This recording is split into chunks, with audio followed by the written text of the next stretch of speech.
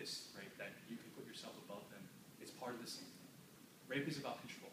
Rape is about power. Rape is about, feeling that you can control someone else, right? And this way of thinking about a woman in this kind of objectifying way, and then having that happen to her, I realized that I personally was part of that same kind of problem. And until I could get beyond that, then I would not be able to,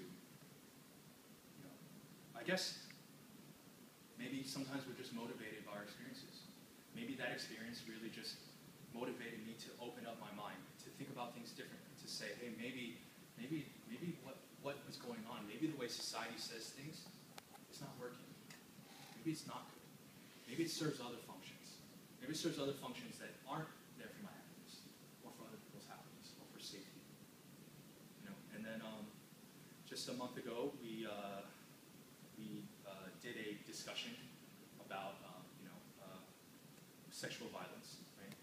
And I presented a sort of argument that I was working on before about this idea of how sometimes our own subjectivity disallows us from really loving other people. So one of the papers I was based on is a book, or papers about, research articles about a book called Adjust Your Life by Chang Ray Lee. Has anyone read the book? No? Okay, so it's very good. It's a very good book. And in it, there's a story about a man who falls in love with a woman. And however, he's unable to sacrifice, but because the woman is actually it's really complicated, but just let me say, is that his own subjectivity, his own fear, his own insecurities, his own inability to decolonize himself made it so that he could not help that woman. Made it so that she was violated. Okay? And so what I'm trying to say is that, and the way I thought about that is then, if love is not enough, maybe that's not love, right? If you're not able to take yourself out of it and just say, hey, whatever this is, even if it benefits me, even if it helps me, when you see that other people are hurt, it hurts you too. And the book has this really beautiful line in it. He says, because the narrator is really unreliable, right? Unreliable narrator, as in like you can't trust what he's saying, so that's like a kind of thing that the author's doing, right? And he says a very important line. He says, at the end of the book, where he's kind of saying, I kind of regret that I never stood up for what I believed in. He says, there were those who would give anything to go back in time and take a stand and make a choice and make a decision at a different time. And I want to say right now to all the men in the audience, right? You have that choice too. You have that moment. What do you mean by, can you explain again? Like, what do you mean by when that man cannot decolonize himself? Okay, so if you're worried about your status, if you're worried about your placement, about where you stand, right? Because a lot of colonization, right, is about competition, right? How can I rise to the top so that I receive the benefits of privilege, right? So for example, in Hong Kong, if you speak perfect English, do you get more privilege? Well, clearly, right? Or if you meet all these kind of different standards, right? Then you gain privilege, right? But what about a certain point where someone else cannot do what you're doing? What about when someone cannot learn good English, or good English? Sorry. What about when someone cannot mimic these qualities that will gain you privilege, right? Are you going to put yourself above them? Are you going to say, well, too bad for you, right? That sucks that you can't benefit the way that I'm benefiting. And that's something that men have to think about all the time. Does that make sense? Does that answer your question? No? Let me put it like this. Sure. Let's say this, okay? I'm a man, right? So let's say you take a woman who has my exact CV, my exact resume, and we go to try to get a job, right? And then because I'm a guy, they might give me a higher salary just because I'm a guy. Is that fair? Is that right? What does that have to do with decolonization? Because it's all part of it, right? Where do these rules come from? And what is society? What do you mean? Where does society come from? Where does your society come from? Who set the rules? Who set the rules of your society? Who decides? And who does it benefit?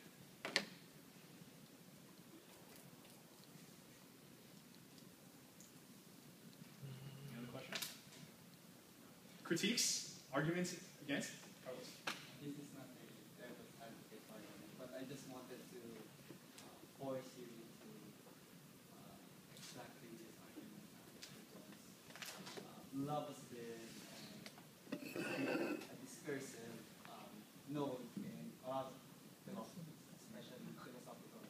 especially continental philosophies, Deleuze and Badiou. And I just wanted to ask why is that so? Why is love as that force that makes it the truest of all philosophies? The truest of all philosophies. Yeah, because I think in all philosophers that you encounter, once they started talking about love, it has a certain force, it has a certain I think that it can shape, it can change society from personal to political realms. So. Well, personally, I think that love is almost kind of like a biological force that makes you change your coding in a certain way, right? Like, if you feel a really strong feeling, right, and it goes against all of your beliefs, right, or a lot of these kind of conventional beliefs, right, well, maybe love is what's strong enough to make you actually change that belief. I think love is inspirational. I think there's a reason why people say that, oh, she's my muse, or that's an inspiration, or you make me feel on top of the world, or whatever. I believe that it is a creative force. And I believe that because I felt it. And it just made me crazy. Yeah. I'm very touched by your sharing. And yeah. And I'm interested in how do you change your subjectivity? Because we all have those internalized beliefs through our experience, through all the narratives we gain throughout the years. And how do you change your subjectivity or decolonize your mind? By what practice or, yeah? I think that it's specific. I think it's very specific to each person. I think each person needs to think about their own beliefs and why they're there, right? And then for me, my path was maybe a lot more fun, you know? I basically took a moment of faith. I took a moment and I said, hey, actually, maybe people aren't being critical of me. Maybe people actually really like me.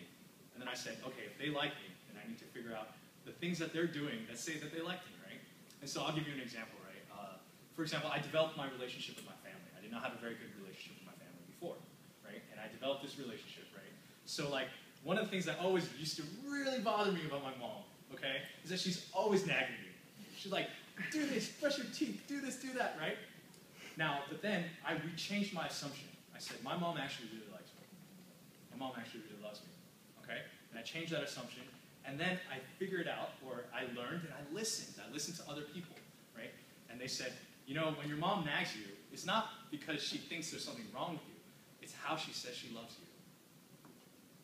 And that changed everything. Suddenly I understand, hey, actually, you know, when people do things, people have their own coding. They have their own ways of expressing things, right? And if you learn to be receptive to those things, to challenge your own assumptions and think about those things instead, then maybe you might come out happier. So, you know, learn how your parents love you. Learn how your friends love you. Learn how your friends want to be loved. Learn how your parents want to be loved. You know, your family. You know, and go from there. Can't hurt. Any other questions? By this empirical testing of love and like romantic relationship or whatever, do you mean by that process of like actually breaking down the things and trying to? Yeah, I can see why that's a bit confusing. And to be honest, it's not entirely thought out in my head.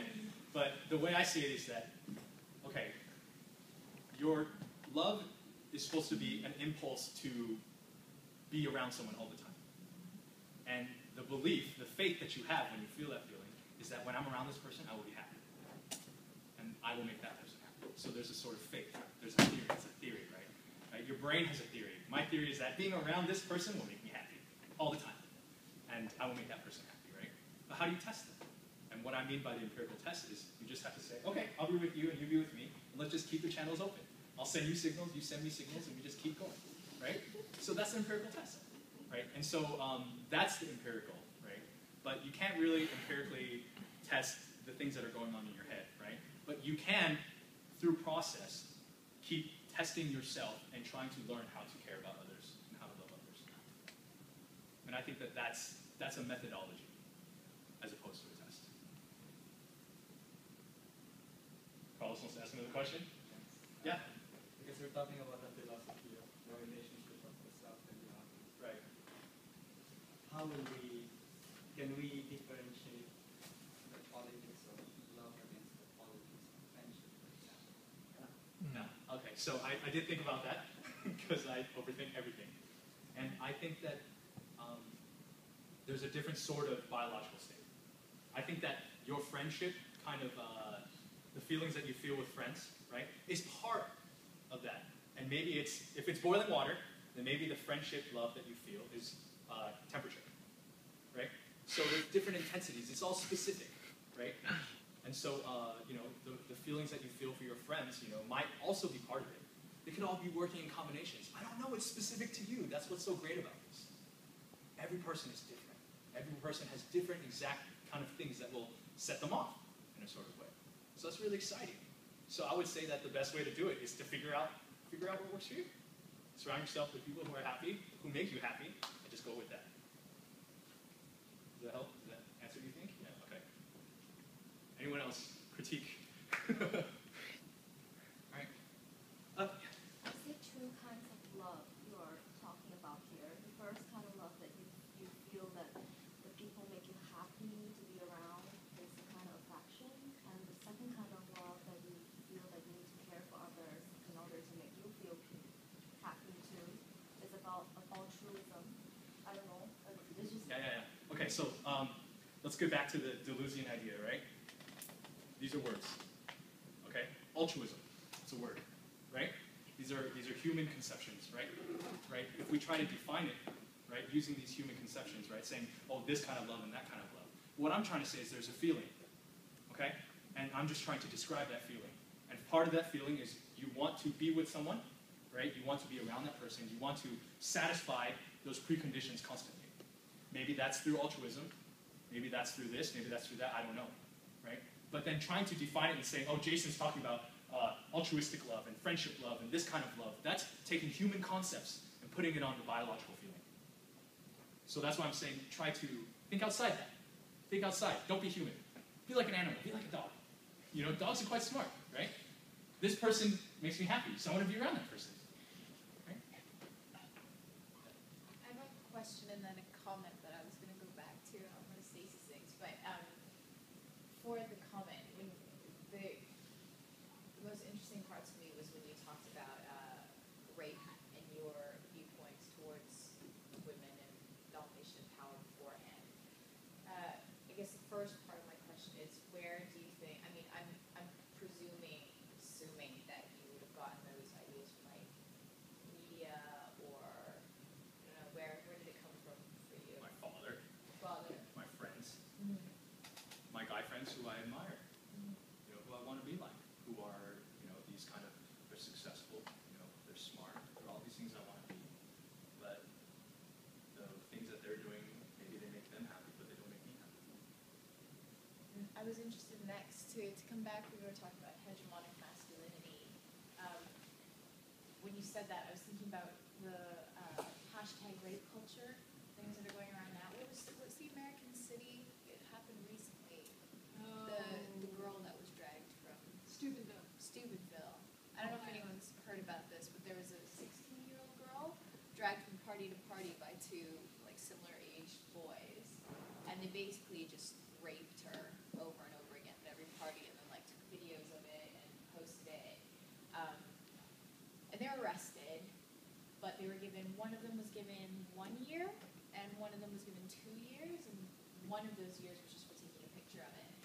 But the media coverage was the part that was the most interesting, because if you watch, unsurprisingly, shit like CNN and Fox and all the rest of it, they basically talked about how these boys were, these rising star athletes and really good students, and how awful it was to watch them sob in the courtroom because their lives were destroyed for this year that they're going to be going to prison. They like never mentioned the girl at all. And there's a bunch of social media bullying being like, that's what the girl gets for like getting drunk. And other people being like, well, that's what anybody in their position would do. And they even had like women anchors on, I don't know why this makes it more frustrating for me, but they even had women anchors on there being like, these poor boys. And I mean, just in aftermath of everything that came up recently in India and stuff, that idea of rape culture and where you get those ideas from like your father and your friends and all of it, and the idea of hegemonic masculinity and like how hegemonic masculinity is in being dominant and having sexual prowess and power is part of like the legitimacy of how you legitimize patriarchy in a society, especially when those things are shifting or when there's insecurities or what it means to be a man and how do we keep that power as a patriarchy. And not only for individuals, but in terms of like, when I say masculinity, I don't mean masculinity as in like men, I mean masculinity as like an institution. So even American society and then the governments and the courts and how they deal with it as an institution trying to be masculine. And I agree with that. And that's part of this project, I think, for me, is because, okay, fundamentally, right, if you benefit from privilege, if you benefit from the system, are you going to question it? Are you going to say it's wrong, right? So what I'm trying to argue here, what I'm trying to tell you, and to all men, right, is that it's not benefiting you. It's not making it better for you, because you can't fall in love. And falling in love is awesome, okay? So question the structure, question the system, right? And find what actually works for you, what actually makes you happy, okay? Don't trust, like the societal, system that says that this is love or that is love or whatever, and if more men start to question, and obviously this is not just about men, but also about women who benefit from privilege, right? If you're a woman who benefits from these kind of systems, then you're going to reinforce it. Well, ask yourself, really, really ask yourself, are you really happy? Are you really getting what you want? And if you're not, open yourself up to a new way of looking at it.